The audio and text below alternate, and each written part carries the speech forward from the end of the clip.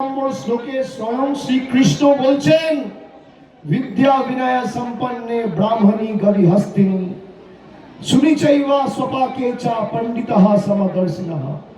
তার মানে শ্রীকৃষ্ণ স্বয়ং বলছেন যে একটা মানুষ তো বটেই, একটা পিঁপড়ের মধ্যে, একটা কুকুরের মধ্যে, একটা বিড়ালের মধ্যে, একটা হাতির মধ্যে, একটা জন্তুর মধ্যে, একটা জানোয়ারের মধ্যেও আমি বিরাজমান শ্রীকৃষ্ণ। সেই গীতাপাঠ অনুষ্ঠানে বিজেপির তথাকথিত হিন্দু ধর্মের রক্ষাকর্তা জল্লাদরা একজন চিকেন প্যাটিস বিক্রি করছে বলে তাকে মারছে। এই হচ্ছে বিজেপির হিন্দু ধর্ম। যারা মমতা বন্দ্যোপাধ্যায়কে জগন্নাথ ধাম করেছে বলে বাপ্পা বন্ধ করেছে, যারা কলকাতায় দুর্গা পূজা করা হিন্দু ক্লাবগুলোর বিরুদ্ধে ইনকাম ট্যাক্সকে লেলিয়ে দিয়েছে, যারা মা দুর্গার বংশ পরিচয় নিয়ে প্রশ্ন করেছে, এই হচ্ছে বিজেপির হিন্দু ধর্ম।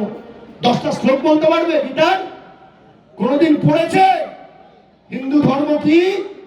আমরা যদি হিন্দু ধর্মে বিশ্বাস করি, আমরা স্বামী বিবেকানন্দের হিন্দুত্বে বিশ্বাস করি, আমরা যোগী আদিত্যনাথের হিন্দুত্বে বিশ্বাস করি না। ভেঙে দাও, গুড়িয়ে দাও, হাটিয়ে দাও, মিটিয়ে দাও। সিপিএম যেভাবে করতো 34 বছর, বোঝাতে হবে যে বাংলার ক্ষমতা কি।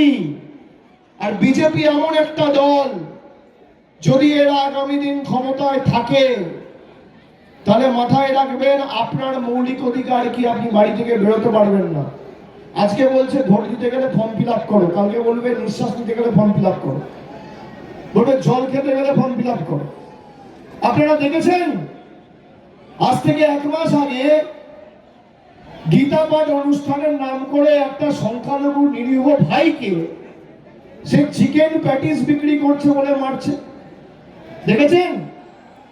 70টা সিট পেয়ে যদি বিজেপি একজন নিরীহ ছেলেকে চিকেন প্যাটিস বিক্রি করছে বলে মারে, এরা যদি বাংলায় থাকতো ক্ষমতায় তাহলে কি অবস্থা করতো? 70টা সিট পেয়ে এরা হিন্দু ধর্মের ধারক আর বাহক বলে নিজেদের দাবি করে। আমি এখানে অনেক হিন্দু ভাইদের দেখছি গলায় কণ্ঠি পড়ে রয়েছে। গীতা পাঠ অনুষ্ঠানে যেখানে স্বয়ং শ্রীকৃষ্ণ, আমি একজন হিন্দু, এখানে অনেক সংখ্যালঘু ভাইরা আছে, কোনদিন ইসলাম ধর্ম বা হিন্দু ধর্ম বা খ্রিস্টানিটি বিভাজনের কথা, আক্রমণের কথা, মেরে দাও, দাঙ্গা করো, হাটিয়ে দাও, গুড়িয়ে দাও, এই মন্ত্র শেখায় না।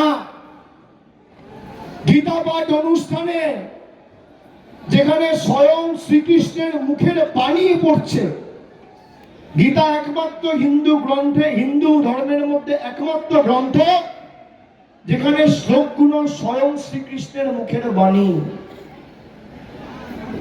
সেখানে পঞ্চম অধ্যায় 18 নম্বর শ্লোকে, এটা ভালো করে শুনুন সবাই, আমি হিন্দু ভাইয়েরা যারা কণ্ঠি পড়ে এখানে রয়েছেন আর সংখ্যালঘু ভাইয়েরা সবাইকে বলবো এটা ভালো করে শুনুন।